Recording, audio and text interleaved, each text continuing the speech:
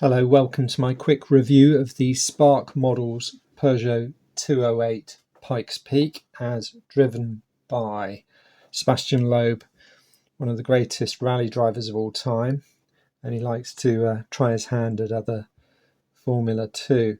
So this is a Pikes Peak hill climb car. Pikes Peak is the mountain in Colorado that's now fully tarmacked all the way to the top, and this car ran it whilst the climb was all tarmac, whereas previously it was half tarmac, half loose, and then prior to that completely loose. But as you can see, it's got big slicks, very low, very aero, so definitely not a gravel car at all. So I don't remember when this was done, 2014 perhaps, I'm not quite sure, possibly.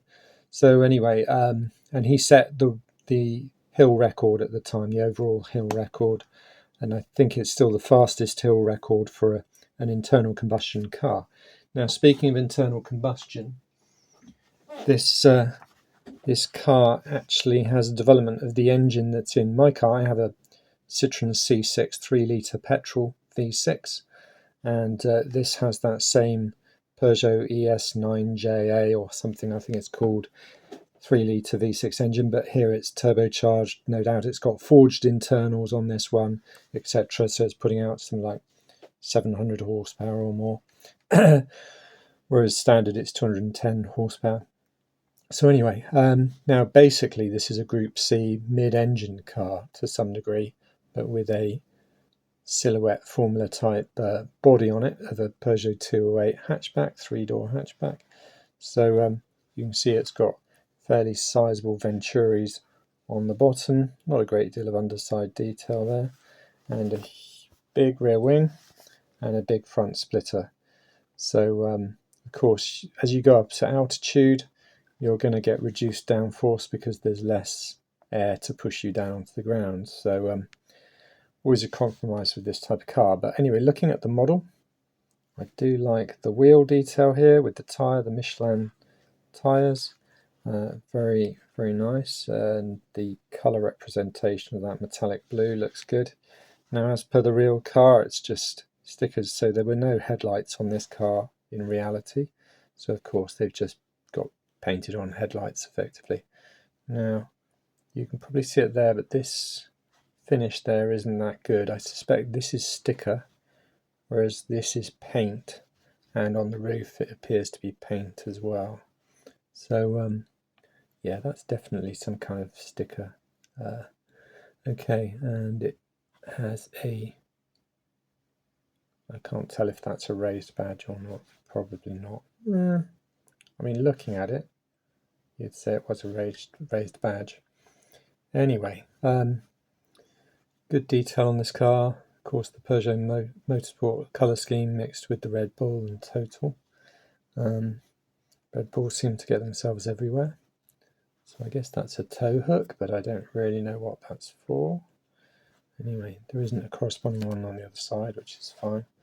So going around, what have we got?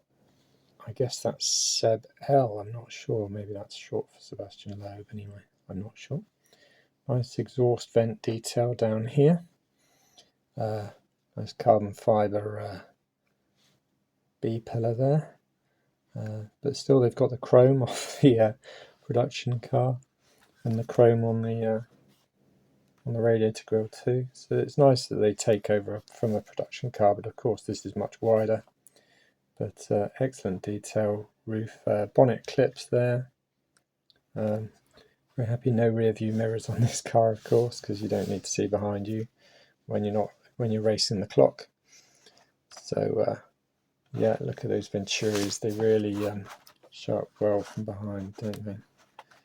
But again, painted rear lights, because of course this wouldn't have had rear lights, the actual car. And a vent detail on this side as well. So I imagine the engine is mounted longitudinally, whereas on my car, on the production cars, and it was also on the Peugeot 407 and Citroen C5 that have been transverse with a Aisin Warner gearbox. But here no doubt some kind of course there is a company in France that do a kind of bang it through sequential gearbox. I can't remember the name of them now, but if you think of the name, stick it in the comments. No doubt it's got one of those gearboxes. But yeah, nice detail really. I do like this car. I'm a big fan of Pikes Peak and Dakar. In fact, I'm going to do a series of videos on a few Pikes Peak models that I've got and one Dakar model. So in fact, the next one I do is going to be the Pikes Peak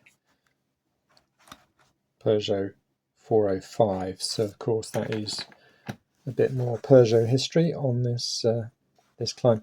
But looking inside, we've got such a serious amount of roll cage in there. That's quite something else.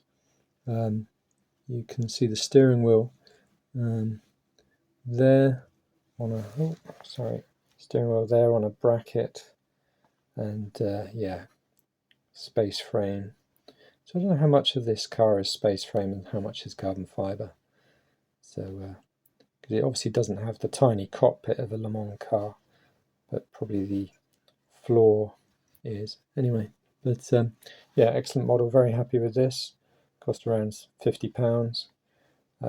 Yeah, okay, well, thank you for watching. Do subscribe and you'll see a couple more Pikes Peak cars, 3 more, including an old Lotus from, I guess, the 60s, early 60s, and an Audi as well. So yeah, do have a look. I've got a load of 43rd scale Spark and HPI model cars, and some 12th and 18th scale models as well on the on the channel. So do subscribe and have a look through.